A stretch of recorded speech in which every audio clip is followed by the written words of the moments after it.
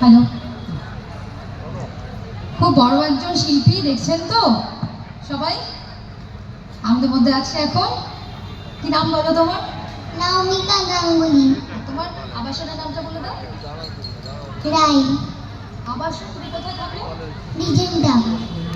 দেখেছেন, Regent tower থেকে আমাদের এখন পরবর্তী উপস্থাপনা। আর তুমি কি কি নাচবে? এসো হে বৈশাখ। আমি একটু রিকোয়েস্ট করছি ওর গানটা একটু এসো হে বৈশাখ এটা বাজানো হোক। ধন্যবাদ।